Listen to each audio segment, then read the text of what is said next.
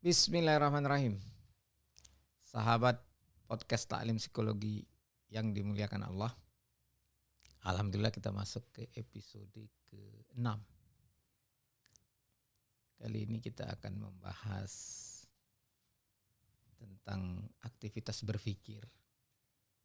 Itu bagian dari fungsi intelek di dalam ranah kognisi. Bersama saya Muhammad Ferus dan narasumber tetap kita Bapak Dr. Andes Indra Sakti Psikologi. Apa kabar Pak Indra? Alhamdulillah baik. Ya, Assalamualaikum warahmatullahi wabarakatuh. Waalaikumsalam warahmatullahi wabarakatuh.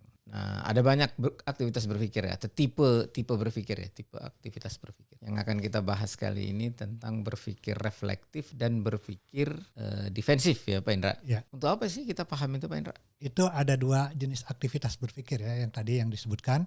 Ada reflektif, ada defensif. Untuk apa kita ngobrolin ini? Karena ini punya pengaruh terhadap perkembangan diri kita di masa depan. Oke. Apakah kita akan menjadi orang yang lebih maju atau nanti kita akan menjadi orang yang lebih semakin terpuruk. Wah, penting sekali itu. Situasi ini seringkali juga dipengaruhi oleh cara berpikir kita. Selain tadi ya, selain yang sudah pernah kita bicarakan terkait dengan masalah emosi, terkait dengan masalah motivasi, cara berpikir kita pun juga mempunyai dampak terhadap kehidupan kita di masa depan. Kita akan menjadi pribadi yang berkembang atau pribadi yang semakin Terpuruk. orang nyungsep gitu ya. Nyungsep. Ke belakang. Atau pribadi jalan di tempat. Atau pribadi jalan di tempat. Atau kita akan menjadi orang yang lebih humble, bisa berinteraksi dengan lingkungan. Atau kita akan menjadi individu yang lebih tersingkir gitu, tersisih di lingkungan kita. Nah ini Tak berterima ya. Itu masalah cara berpikir. Berpengaruh ya, berpengaruh besar. Berpengaruh juga kepada kebahagiaan. Kalau kita istilahkan kebahagiaan itu adalah penerimaan diri, menerima kenyataan diri bahwa saya tuh emang punya kekurangan kok. Tapi oke, kekurangan saya ini, apa yang kelebihan saya, apakah kelebihan saya bisa saya maksimalkan sehingga kekurangan saya itu tidak menjadi dominan, atau kekurangan saya ini ada nggak sisi-sisi yang bisa saya perbaiki? Kalau kita pahami kebahagiaan dalam konteks itu, kita bisa mengembangkan diri dan seterusnya, itu memang akan membawa dampak kepada kebahagiaan. Jadi besarlah manfaatnya, besar sekali, penting sekali jadinya kita membahas ini, penting sekali kita memahami ini.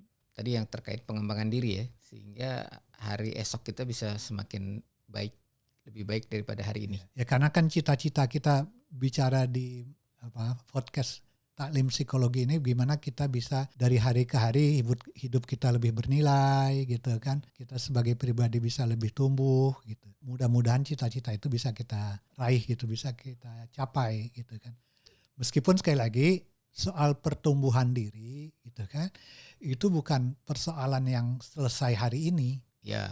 Tidak selesai hari ini. Dia tidak selesai hari Dan ini. tidak berhenti pun. Tidak berhenti. Sampai meninggal. Itu dia. Sampai ajal datang. Ya Pak Indra, jadi kita tidak mengadakan taklim atau podcast taklim psikologi ini ya, para penonton sekalian, ilmu untuk ilmu gitu ya, sekedar untuk ilmu saja, untuk tahu saja, tapi harus bermanfaat pada pengembangan diri kita, kesejahteraan hidup kita, ya, hal-hal yang positif yang terus bertumbuh pada diri kita. Nah, itu kan why-nya Pak Indra ya, manfaatnya. Nanti kita juga harus bahas what-nya ya, dan nanti how-nya, bagaimana, apanya dan bagaimana. Berpikir reflektif dan defensif. Walaupun secara dari sisi bahasa ya, dari sisi pilihan kata, dari sisi diksinya itu udah kebayang lah. Refleksi itu ada unsur merenungkan, ya kan, reflection ya, merenungkan. Kalau defensif itu kayak bertahan gitu, kayak nggak menerima gitu ya. Saya maaf nih agak sedikit cerita tapi mau coba ada kaitannya nggak? Saya tadi periksa laboratorium karena badan udah nggak enak banget nih. Akhirnya sebelum ke studio tadi cek di laboratorium, periksa kadar gula darah, kolesterol, lengkap kolesterol tuh, LDL, HDL semuanya lah. Asam trigliserid juga. Dan alhamdulillah ala kulli hal hasilnya buruk semua Pak Indra. Innalillahi wa inna ilaihi raji'un.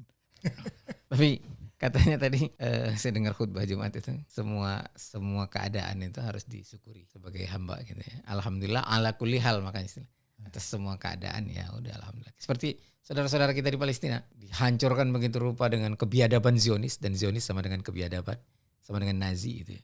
Tetap aja kata-kata alhamdulillah itu lancar sekali nih dari mulut. Tapi ini mungkin bicaranya nanti ya lain ya, bukan terkait berpikir gitu. Nah yang saya mau kaitkan sama saya tadi itu karena hasilnya buruk, saya merasa bayarannya harus dikurangin gitu. Karena hasilnya buruk. Itu berpikir defensif bukan? Jangan bukan sih. Ya silakan Pak Indra, coba dijelaskan dulu antara reflektif dan defensif. Berpikir defensif itu muncul ketika kemudian dalam pikiran Pak Ferus, masa begini nih? Ini pasti labnya salah nih. Oh iya, maka harganya harus dikurangin. Ini labnya salah, ini yang meriksanya nggak teliti. Nggak teliti. Pokoknya saya nggak terima. Jadi nanti saya mau coba second opinion gitu kan. Kalau lebih parahnya begitu ya. Yeah. Second opinion, kalau ternyata di lab lain lebih rendah, saya mau komplain ke sini. Ini alat ente kagak bener nih. Tapi kayaknya enggak bener.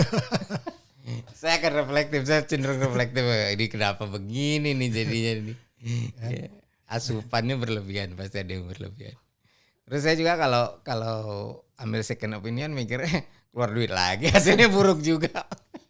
Iya benar. Nah, jadi kalau defensif ke arah itu kita berpikir defensif itu banyak terjadi gitu ya.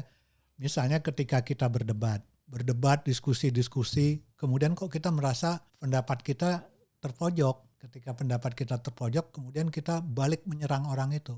Biasanya tuh pakai ad hominem katanya. Menyerang bukan argumennya, bukan substansi diskusinya, tapi kepada jelek-jelekin lawan diskusi gitu.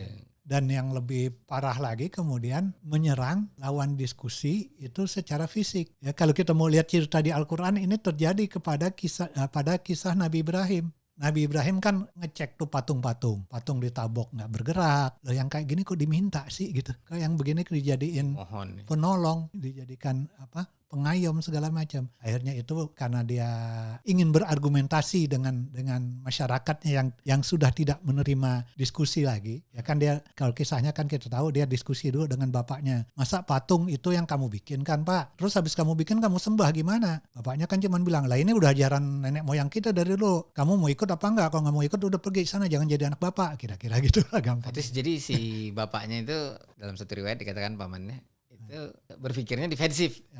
Sehingga bersikapnya pun defensif aja gitu ya. Ya, karena dia kemudian defensif ini udah dari nenek moyang gitu kan. Tidak menerima kemudian gagasan-gagasan baru, tidak menerima pikiran-pikiran baru. Situasinya kemudian juga berkembang ketika akhirnya Nabi Ibrahim menghancurkan patung-patung itu, disisakan patung yang paling besar. Di situ terjadi lagi diskusi. Ibrahim, ini kamu ya yang ngancurin? Bukan, itu patung yang gede, yang ngancurin tuh goloknya ada di dia. Kapaknya ada di dia. Terus masyarakatnya kan bilang, mana mungkin, dia kan gak bisa bergerak. Nah ini kan satu poin bagi Ibrahim untuk menyampaikan gagasan bahwa lah itu dia nolong diri aja gak bisa kok, nolong diri sendiri gak bisa, terus gimana dia mau nolong kamu? Pada saat itu, detik itu, ketika argumentasi itu masuk, sebagian besar masyarakat sebetulnya tertegun gitu ya. Tersentak. Seperti tersadarkan. Gitu. Seperti tersadarkan. Artinya gagasan itu sebetulnya bisa diterima. Cuma penonton sekalian, kita menerima bahwa kita salah itu seringkali berat loh. Tidak mudah. Iya, saya udah salah ya. Mengakui kesalahan itu susah. Situasi menemukan kenyataan bahwa saya salah itu karena tidak nyaman secara emosi. Mungkin emosi gitu ya. Mungkin saya katakan bukan malu. Gengsi. Terhina gitulah ya. Waduh. Sudah terhina sama terkalahkan. gengsi ada kaitannya lah. Ada kaitannya lah. Dia jadi terhina. Perasaan terhina ini, yang muncul perasaan terhina inilah yang kemudian dia seperti seakan-akan emosi itu minta pertolongan kepada pikiran. Untuk mempertahankan. Supaya dia bukan mempertahankan argumen, mempertahankan gengsi dong. Mempertahankan emosi, menghilangkan emosi keterhinaannya. Menghilangkan emosi ketidaknyamanannya. Sehingga muncullah kalimat dari salah satu orang yang ada di situ, tidak disebutkan siapa yang ngomong, harikuhu wansuru alihatakum. Ganyang dia, tolong Tuhan kalian. Bakar. Gitu ya. Harikuhu, bakar ya. Bakarlah dia dan tolonglah Tuhan kalian. Ini adalah pernyataan statement yang muncul dari pemikiran defensif. Menyerang ke fisik malah. Menyerang ke fisik. Akhirnya seringkali pemikiran-pemikiran defensif itu bisa mengarah kepada tindakan-tindakan agresi. Itu ya. Tindakan yang zolim, aniaya juga ya. Iya. Buruk sekali berarti ya. Itu berarti bahaya itu puncak dari fatalnya pemikiran defensif. Gitu. Kalau bercanda begini Pak Indra, ada beberapa teman termasuk saya suka bercanda. Verus tuh nggak pernah salah tuh. Kalau salah lihat pasal 1. Itu bisa mengarahkan berpikir defensif ya. Mengarahkan berpikir defensif. Verus can do no wrong. Tadi kan bisa memunculkan gagasan untuk tindakan agresif atau gagasan kemudian untuk meremehkan orang lain. Oh, okay. Yang buruk juga adalah gagasan untuk kemudian menghancurkan diri sendiri. Oh, bisa begitu gimana tuh? Mungkin Pak Verus tahu tentang harakiri. Oh iya. Jepang ya. Kenapa mereka melakukan Jepang. Harakiri? Karena kenapa bukan harakanan gitu. malu. Gengsi. Karena dia merasa dikalahkan. Perasaan dikalahkan ini sekali lagi tidak nyaman, tidak enak. Sehingga gagasan yang muncul dalam dirinya adalah kemudian ya sudah. Atau kalau tidak sampai kepada tingkat harakiri, dia bilang ya memang saya ini memang orang bodoh, sudahlah mau ngapain lagi saya di sini. Atau ketika diskusi dia saya kalah, emang nggak ada gunanya saya berdiskusi dengan kamu. Kemudian dia bisa membatasi tindakannya, membatasi perilakunya. Bukan sekedar pada konteks diskusi ya, berpikir defensif ini bisa muncul. Penonton sekalian, saya ingin sampaikan bahwa kehidupan kita itu dinamis gitu. Kalau kata orang zaman dulu tuh bilang hidup itu bagai roda pedati, kadang di atas, kadang di bawah. Ada masanya kita berhasil, ada masanya kita gagal. Ada masanya kita merasa senang, ada merasa kita sedih. Ada saat-saat dilanda ketakutan, saat-saat dilanda kemarahan segala macam. Ketika pada masa-masa itu gagasan-gagasan atau kecenderungan intelektual kita untuk defense dominan itu tidak akan membawa perkembangan apa-apa pada diri kita, bahkan akan membuat kita semakin terpuruk. Iya Pak Indra. Gitu. Kalau sekarang bukan seperti roda pedati Pak, karena di era udah nggak ada pedati lagi. Seperti putaran dinamo gitu, di atas di bawahnya cepat banget, dinamis sekali. Bahkan nggak sempat terlihat gitu di mana posisi gitu saking cepatnya gitu ya. Ya Pak Indra, kadang-kadang begitu Pak Verus. Hidup bagaikan roda pedati, giliran di bawah sapinya pergi. Oh iya, nggak jalan lagi, nggak putar-putar. Putar-putar nggak naik-naik dia. Ya gitulah kehidupan. Terpaksa defensif dia. Nggak, itu juga ada kaitan sama takabur dong. Nggak mau menerima kebenaran jadinya. Bisa nggak begitu? Arah dari berpikir defensif itu, atau faktor berpikir defensif itu memang sifat takabur. Saya mau luruskan dulu. Takabur itu bukan sifat. Takabur itu adalah konsep diri. Oh, konsep diri. Seperti kita pernah bicarakan ketika kita diskusi tentang emosi, ketika kita overjoy gitu kan. Okay. Kan dulu ada istilah overjoy ya. Kesenangan yang berlebihan. Joy itu kan menimbulkan diantaranya karena juga penerimaan diri, terus kemudian percayaan diri kita meningkat. Ya. Itu kita senang gitu kan. Kita merasa puas, kepercayaan diri. Ketika kepercayaan diri itu meningkat, kemudian kita mempunyai konsep diri, saya ini orang sukses loh, saya ini orang hebat loh. Coba tuh kamu lihat, omongan saya didengar sama orang. Kamu anak kemarin sore. Follower saya banyak gitu kan. Ratusan ribu, jutaan malah. Kamu anak kemarin sore nebat saya, apa bisanya kamu? Ya muncul karena tadi konsep diri dan kemudian defensif itu juga jadi dia memang bergabung ya, karena ada kemarahan, ada keterhinaan itu tadi, ada situasi-situasi seperti itu sehingga menimbulkan sikap defensif, kecenderungan untuk berpikir dengan gaya defensifnya itu. Jadi takabur itu konsep diri yang tadi dong. Verus nggak pernah salah. Kalau salah lihat pasal 1. Pasal 1 ya Verus nggak pernah salah, itu takabur kan? Itu takabur. Konsep dirinya bahaya sekali tuh ya, maha benar Verus dengan segala perkataan. Gawat. Allah ya Pak. Ya lanjut Pak Indra, lanjut. Ya. Nah itulah berpikir defensif. Nanti akan banyak tuh macam-macamnya berpikir defensif. Orang yang suka berpikir defensif misalnya dia akan cari-cari alasan. Oh. Gitu. Nah ini ada kisahnya Walid bin Mughirah. Innahu fakkara wa qaddar fakutila kaifa qaddar thumma kutila kaifa qaddar. Dalam Al-Qur'an tuh. Ya. Surat apa ya? Al-Qiyamah. Al-Qiyamah ya? Oh bukan Al-Muzammil. Al-Mudaththir. Summa Nazar. Ini kan kisahnya dia disuruh dengerin apa yang dikatakan oleh Nabi Allah Muhammad sallallahu alaihi wasallam untuk cari kelemahannya kan. Malah dia nggak nemukan sebenarnya. Dia malah cenderung kepada membenarkan apa yang disampaikan oleh Rasulullah. Ini bukan kata-kata manusia, ini wahyu ini gitu. Tapi kemudian dia ditekan kan oleh oligarki Quraisy itu kan. Penguasa Quraisy dan oligarkinya, pendukungnya itu untuk mengatakan itu nggak benar. Maka dia tafkir. Tafkir di sini lebih berpikir defensif, berarti bisa ditafsirkan berpikir defensif. Sementara yang diminta Al-Quran itu, yang diminta Allah itu kita kan ya'kilun, berpikir ya normal biasa. Kemudian yatafakkarun, merenungkan, ini bisa dibilang reflektif juga mungkin ya. Kemudian nanti kelanjutannya yatazakkarun, mengambil pelajaran. Nah, berarti berpikir defensif itu membuat kita tidak pernah bisa mengambil pelajaran dari realitas kehidupan dan realitas diri. Begitu nggak Pak Indra? Saya seperti narasumber Pak, udah bukan host lagi. Itu satu bentuk lagi dari berpikir defensif ketika tidak bisa menerima apa yang sudah terjadi. Denial gitu kan. Denial ya. Pada satu kondisi kita mengalami kegagalan. Katakanlah kegagalan gitu kan. Terus kita katakan, enggak, saya tidak gagal kok. Gitu. Saya cuma belum berhasil. Motivator kan suka kan segitu Pak. Misalnya contoh yang gampang yang sering mungkin teman-teman para psikolog suka ada cerita begitu tuh, gambaran gini. Apa istilahnya ada tuh displacement atau rasionalisasi juga bisa diistilahkan gitu. Banyaklah istilah-istilah tentang berpikir defensif tuh ya. Misalnya kita lihat ada pohon mangga, ada berbuah mangganya, wah kayaknya enak tuh, gede gitu kan. Terus kita coba lempar dengan batu, harapannya supaya tuh kena jatuh. Lempar sekali nggak kena, lempar 2 kali kena, tapi batangnya, rantingnya itu tidak putus gitu kan, sehingga nggak jatuh. Ke-4 kali, ke-5 kali nggak berhasil juga. Yang ke-6 udahlah paling juga nggak enak tuh mangga. Berubah ya. Dari selera menjadi menjudge mangganya nggak. Mangganya jadi nggak enak. Jadi yang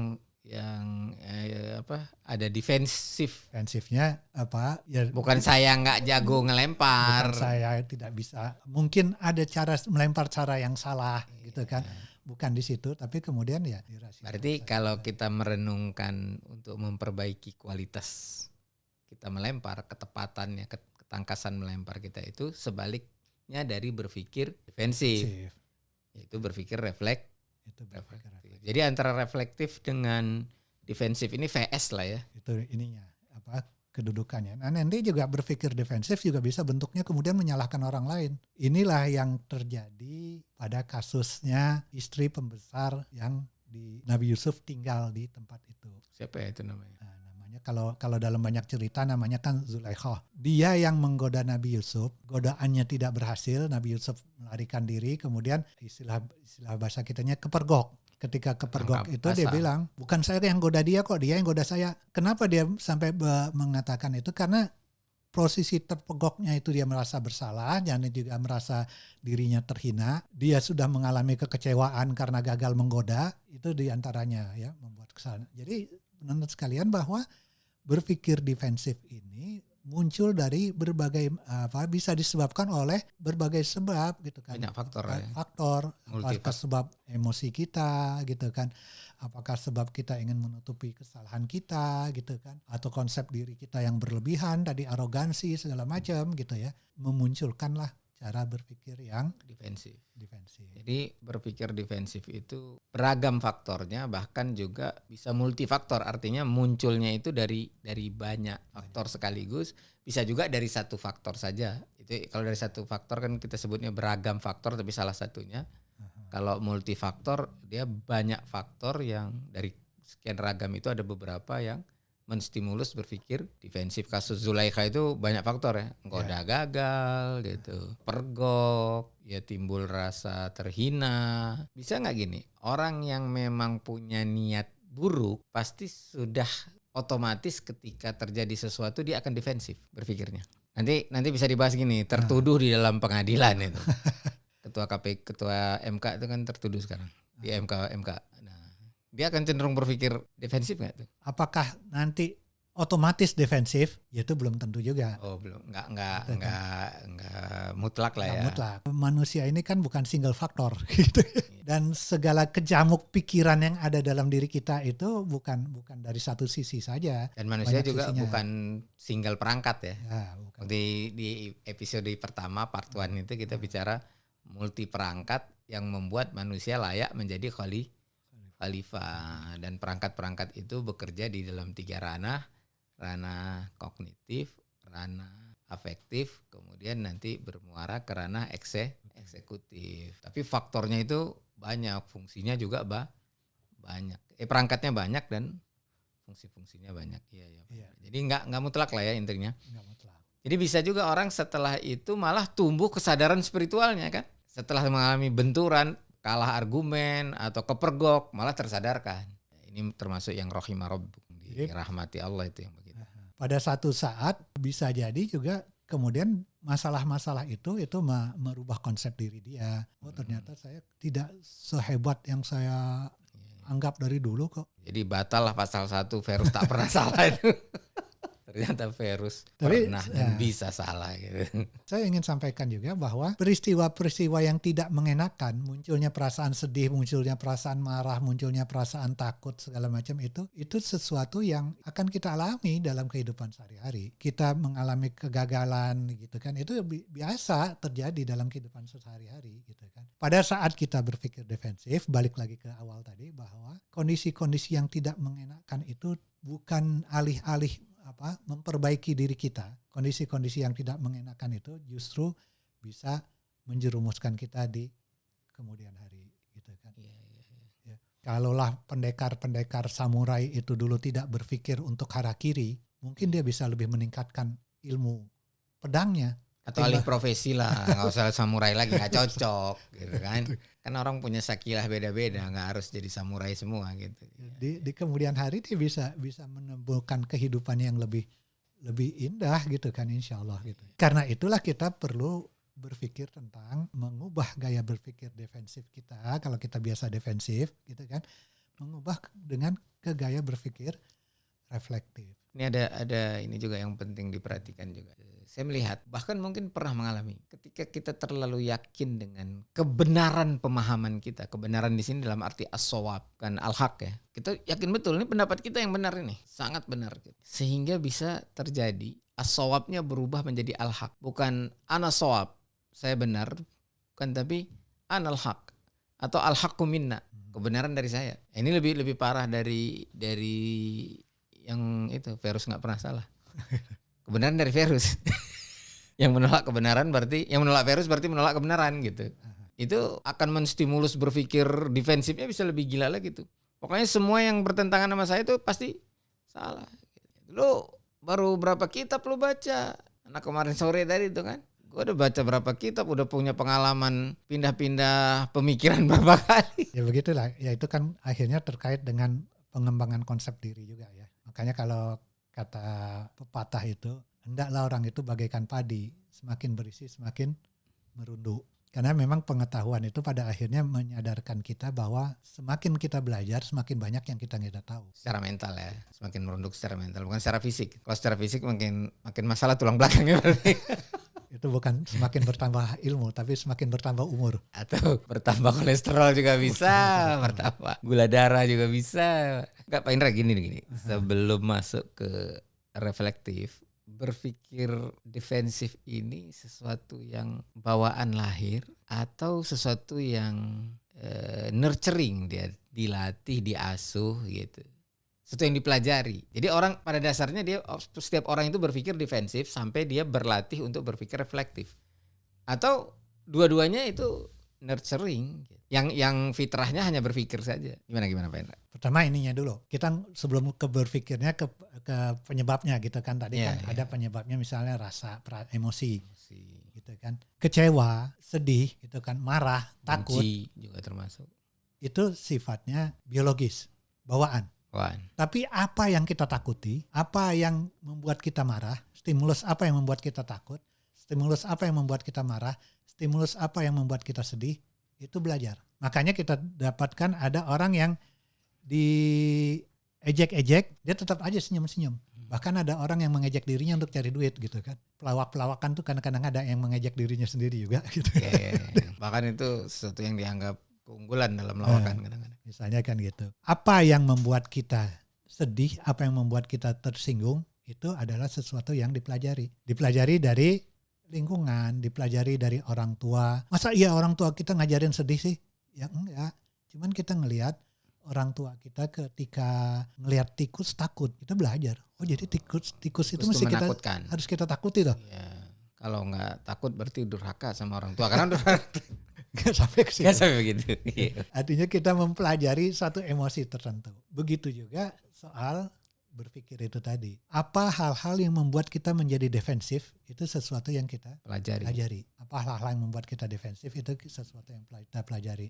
Jadi cara kita bereaksi itu kita pelajari. Belajarnya tentu saja bukan sesuatu yang hanya sesuatu yang didoktrinkan. Tapi yang dialami, dilihat, dirasakan gitu. Itu ada sesuatu yang dipelajari. Artinya tubuh kita mempelajari pola-pola yang ada di sekitar, pola-pola perilaku yang ada di sekitar diri kita gitu ya. Pola perilaku orang tua ketika melihat tikus, melihat kecoak, lain sebagainya gitu ya. Atau ketika menerima kabar seperti apa, atau ketika melihat siapa gitu. Jadi balik lagi misalnya kayak tadi melihat tikus. Ketika orang tua kita melihat tikus, dia reaksinya seperti ini. Reaksi itu terekam dalam pendengaran penglihatan kita, masuklah ke pikiran kita. Masuk ke memori kita. Oh orang tua saya ketika melihat tikus reaksinya begitu. Kalau itu berulang, bisa jadi memori itu menjadi sesuatu yang kita miliki dan itu menjadi reaksi kita. Karena kan gini, ada orang, para ahli menyatakan memori itu ada memori rasional gitu kan, ada memori emosional. Nah ketika masuk ke dalam memori emosional, jadi kita mendapatkan reaksi emosi melihat tikus ya takut. Karena memori atau ingatan emosional kita, tikus itu menakutkan bagi orang tua kita dan itu menjadi memori emosional kita. Kita adopsi lah gitu kira-kira. Ya begitulah tadi. Jadi berpikir defensif itu sesuatu yang dipelajari.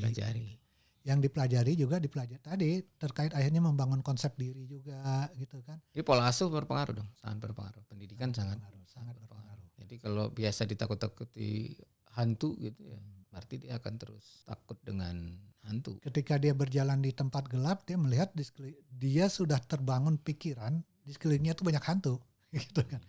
Nanti ada dahan yang bergerak dikit dia anggap itu hantu gitu kan. Ya begitulah. Jadi kalau orang tuanya terbiasa berpikir defensif, nanti kan kelihatan fenomenanya, ekspresinya, ungkapannya ketika berhadapan sama pihak lawan bicara gitu. Itu akan dipelajari oleh si anak kan? Akan dipelajari oleh si anak. Ini salah satu. Jadi memori kognitifnya ya. Memori kognitif nanti menjadi memori emosi juga. Memori emosi juga. Jadi ini makanya salah satu hikmah lah kita katakan gitu ya. Bagaimana saran yang menyatakan agar orang tua itu tidak bertengkar di depan anaknya. Karena suami istri itu bertengkar, seringkali pertengkaran itu kan terbangun oleh cara berpikir defensif. Dua-duanya ya. Dua-duanya. Jadi berpikirnya defensif, kalimatnya ofensif. Ya kan tadi kita emangnya gue mau nikah sama lu? Kalau bukan karena, wah parah itu. Kan tadi kita sudah sampaikan berpikirnya defensif gitu kan. Tapi bisa menimbulkan tingkah laku agresif. Tingkah laku meremehkan orang lain. Bisa jadi. Bahkan menzolimi ya. Menyerang fisik orang seperti kasus Nabi Ibrahim. Ya. Kalau kita sudah terbiasa berpikir defensif, ini secara perlahan kita baru belajar nih untuk memperbaiki cara berpikir defensif itu. Tapi kalau udah jadi karakter kayaknya agak susah Bendra. Apalagi sudah punya konsep diri versus tidak pernah salah nomor 1 pasal 1. Kalau versus salah lihat pasal 1, pasal 2-nya begitu. Itu susah itu Pak Indra. Ya. Apalagi kalau udah sampai al-haqqu minna, kebenaran dari aku, fala takunanna minal mumtarin. Jangan kalian ragu-ragu terhadap apa yang saya sampaikan. Makanya tadi dalam judul ini kan kita katakan berpikir defensif versus reflektif. Versus, dia harus versus ya. Nah, saya ingin sampaikan dulu, berpikir reflektif itu bukan berpikir menyalahkan diri. Oh iya.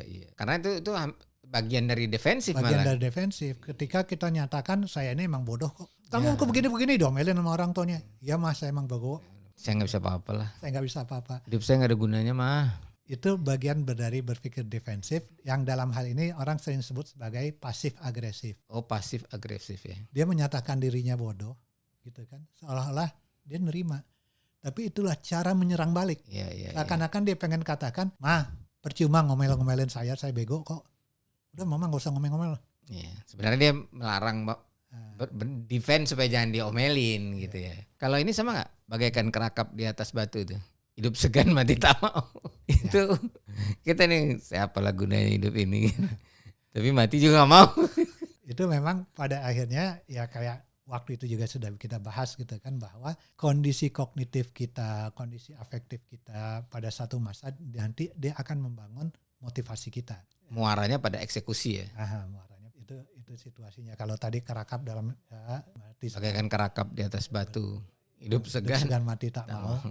Itu sudah sampai kepada tingkat motivasi -7. Kalau kita ingat lagi yang dulu. Iya. Pembahasan motivasi itu part berapa ya? 3 ya. Part 3. Kan. Ya penonton sekalian, yang kita bahas ini memang saling terkait. Tapi tanpa kita rancang ya Pak Indra ya. Karena memang begitulah psikologi itu. Dan tapi kita memang merancang, kita mulainya dari yang paling mendasar itu tentang perangkat-perangkat yang ada pada diri kita yang dikaruniakan Allah, yang nanti berada di berbagai ranah dan menjadi fungsi-fungsi di ranah tersebut. Ada fungsi intelek di ranah kognisi, ada fungsi emosi di ranah afeksi dan fungsi-fungsi lain. Kemudian nanti ada aktivitas-aktivitasnya dan beragam bentuknya, dan nanti mengarah kepada motivasi, kemudian menentukan tindakan di ranah eksekusi. Jadi begitu ya. Ya memang kalau tadi dibilang sulit, memang sulit. Apalagi yang sudah istilahnya mengakar gitu ya, menjadi karakter lah, mengkristal menjadi karakter gitu. Kesulitan ini muncul kenapa? Karena modal pertama dari refleksi itu adalah kesadaran diri. Kesadaran diri sekali lagi di sini bisa kita artikan sebagai self monitoring. Kena sama ayat ini Pak Indra. Ala innahum humul mufsiduna walakin la yash'urun. Jadi mereka itu sebenarnya berpikirnya defensif, mengatakan mereka itu muslihun, padahal mereka mufsidun, ya mereka nggak sadar. Nah, baru bisa berpikir reflektif kalau yash'urun kan, kesadaran. Atau yang lebih tepat misalnya di surat Al-Qiyamah, balil insanu ala nafsihi basirah walau alqa ma'adzirah. Bahkan sesungguhnya manusia itu sudah memonitor dirinya sendiri walau alqa ma'adzirah. Meskipun dia melontarkan berbagai macam alasan, dia monitor dirinya sendiri. Itu lebih dalam lagi tuh. Jadi sebenarnya dia punya modalitas reflektif, tapi ngeyel pengen defensif. Alqa ma'adzirah itu kan defensif kan, mengajukan berbagai alasan. Ini karena modal utama dari berpikir reflektif itu adalah kesadaran diri. Artinya dalam bahasa lain adalah self monitoring. Self monitoring. Bagaimana kita memonitor diri kita sendiri. Apa sih yang sedang kita rasakan? Apa sih yang kita pikirkan? Apa sih yang kita kerjakan? Apa sih yang kita pelajari? Indra, berarti memang begitu ya. Walaupun ini dua-duanya dipelajari, defensif dan reflektif, tapi memang yang defensive thinking lebih mudah ya.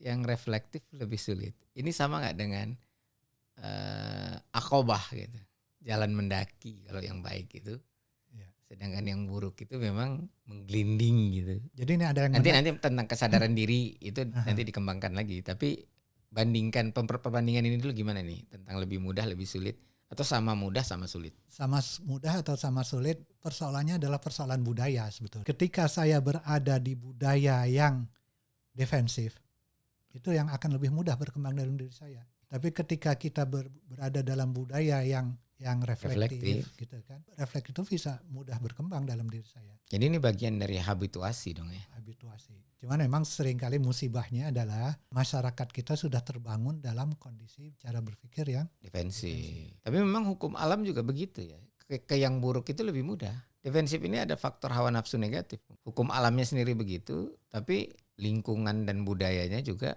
lebih mendukung berpikir defensif, sehingga berpikir defensif lebih mudah. Tapi sebenarnya kalau budayanya mendukung berpikir reflektif juga mudah gitu. Tapi titik tolaknya tadi ya dari kesadaran diri. Udah, kita masuk ke kesadaran dirinya Pak Hendra.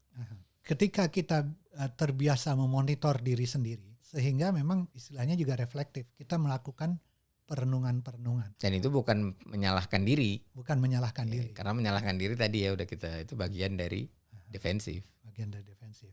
Jadi artinya ketika kita rasakan kemarahan, itulah waktunya kita untuk merenung. Sehingga mengatasi marah yang paling baik itu adalah kemudian kita menyingkir dari objek yang membuat kita marah. Nggak usah so hebat lah ya. Nggak usah so hebat, menyingkir dari objek yang membuat kita marah. Karena dalam detik itu kita akan terbangun untuk merefleksikan diri. Apa sih yang telah saya perbuat? Apa sih yang saya yakini selama ini kok itu bisa bikin, yang begini aja bisa bikin saya marah? Karena marah itu kecenderungannya nanti ke arah defensif. Mending menghindar supaya bisa reflektif. Ketika kita mencoba memonitor diri sendiri gitu ya.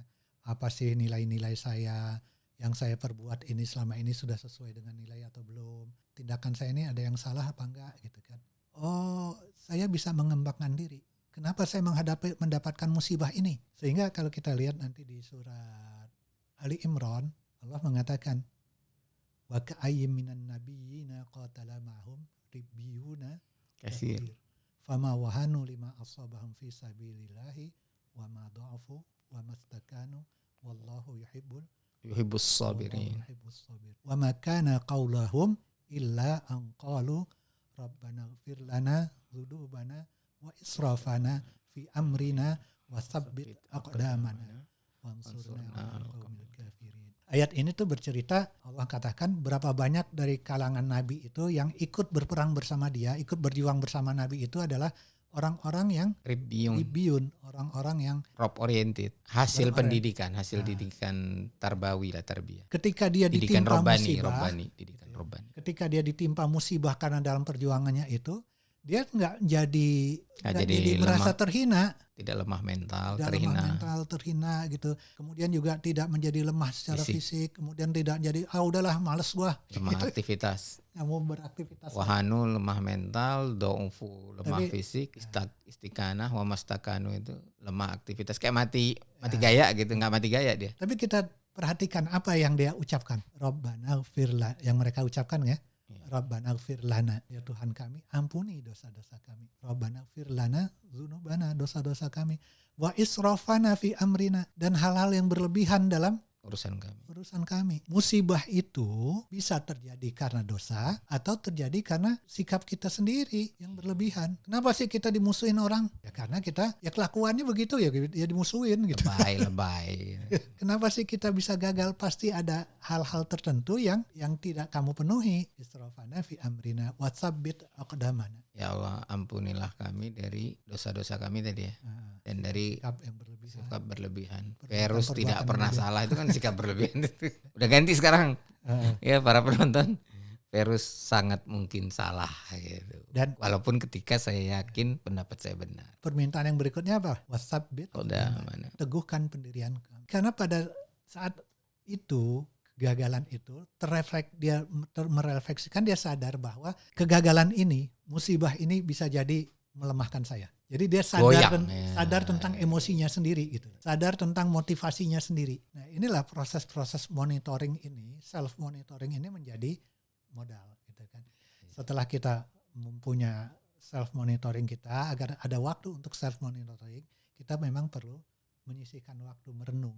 Menyisihkan waktu lagi, ya. Jadi kalau defensif itu jadi defensif itu nggak perlu menyisihkan waktu ya. Berpikir reflektif ini makanya relatif lebih sulit karena dia kadang-kadang harus menyisihkan waktu, butuh menumbuhkan kesadaran diri. Walaupun sebenarnya kalau dia didukung oleh budaya yang terbiasa berpikir reflektif, ya jadi mudah aja sebenarnya segala sesuatu direspon dengan pikiran yang reflektif.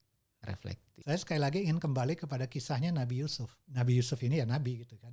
Maka dia mempunyai kemampuan berpikir reflektif sebagaimana kita mempunyai kemampuan berpikir defensif gitu kira-kira lah ya. Spontan gitu lah. Ya. Kitanya spontan defensif, dianya spontan reflektif. Hebat banget itu. Sehingga ketika dia melakukan kesalahan dengan segera dia sadar, oh ini salah udah. Nggak benar nih. Ini nggak benar nih. Ya kalau ayatnya kan gitu. Walaqad hammat bihi wa Muhammad hamma biha. laula an ro'a burhana rabbi. Jadi dia itu burhana rabbik itu kan stimulus yang kesadaran diri kan? Ya, ya Oh, dia spontan ya, cepat sekali gitu. cepat. Kalau kita mungkin perlu Jenak lah. tunggu malam dulu bengong gitu, Oh mau iya, tidur iya. bengong malam. Oh iya tadi saya salah ya. Kayak lawamah gitu. Kenapa tadi gue marah-marah ya gitu. Terus udah marah-marah, justifikasi lagi alasan marahnya itu kan. Kasih tabrir gitu. Udah malamnya baru nyesal. Lama banget gitu refleksinya. Apa kesadaran reflektifnya muncul itu lama banget gitu. Ya, kita ada bisa yang speed delay ini. Thinking delay ini. Tell me kata orang. Jadi memang refleksi itu juga perlu berpikir cepatnya itu ya. Perlu kecepatan, pada akhirnya juga perlu kecepatan supaya kita bisa berhenti pada saat yang tepat. Itu sekali lagi seperti tadi yang Ferus bilang bahwa memang kita perlu belajar berpikir selain persoalan-persoalan yang terkait dengan spiritual ya. Berarti perlu dijadikan kurikulum Pak Indra, di dunia pendidikan. Cuman bukan kurikulum terstruktur, bukan mata pelajaran berpikir reflektif, mata pelajaran berpikir kreatif, mata pelajaran design thinking gitu. Tapi dia aktivitas, kurikulum terintegrasi dia dalam aktivitas. Sederhananya beginilah, misalnya kita dosen atau guru SMP, SD, SMA gitu ya. Biasanya kan ngasih ceramah. Dalam pelajaran misalnya 45 menit ceramah terus. Kenapa dia tidak potong? Misalnya dia ceramah 15 menit. Terus tanya kepada Audiens. Coba dalam 15 menit ini apa yang kamu pelajari? Apa ini dampaknya pada diri kamu? Coba tuliskan. Stimulus berpikir, oh berarti kesadaran diri ini juga butuh penyadaran diri ya, kesadaran diri, stimulus dari luar juga, tausiah lah gitu. Jadi bisa nggak kita simpulkan gitu. Sebenarnya baik berpikir defensif maupun berpikir reflektif itu bisa mudah bisa susah, itu tergantung bagaimana lingkungan budaya dan pembiasaan atau kebiasaan yang tumbuh dalam perkembangan hidup kita ya kan. Jadi dia nggak bisa dipastikan ini lebih susah atau lebih mudah, walaupun memang ada hukum alam berbuat buruk itu lebih mudah. Kemudian kita harus membiasakan berpikir reflektif dan perlu juga stimulus dari luar. Dan artinya dunia pendidikan juga harus punya kepedulian lah, punya concern terhadap berpikir reflektif peserta didik. Penceramah gitu juga ya. Punya concern tentang berpikir reflektif dari audiens atau objek yang didakwahinya gitu ya. Orang tua juga apalagi kan di dunia pengasuhan itu harus punya kepedulian terhadap berpikir reflektif si anak. Jangan-jangan pola asuh kita memang lebih menstimulus kita berpikir defensif. Ditakut-takuti. Bohong itu berpikir defensif dong ya. Ditakut-takutin, disalah-salahin, diejek-ejek. Dicurigain terus. Wah luar biasa Pak Indra. Luar biasa. Penonton sekalian. Waktu Pak Indra mengajukan ide, kita bahas berpikir reflektif versus berpikir defensif. Saya mikir kira-kira ini manfaatnya apa ya? Setelah kami diskusikan sebelum syuting podcast ini, mulai terasa penting ini. Tapi ketika saya langsung mendiskusikannya di podcast ini, saya terus terang merasa ini penting sekali dan urgen sekali. Terima kasih banyak Pak Indra. Ini udah harus sholat asar kita. Bisa kita cukupkan? Atau ada question? Mungkin. Cukup ya. Mudah-mudahan kita menjadi hamba Allah yang terbiasa berpikir reflektif dan tidak ya berpikir defensif. Ya.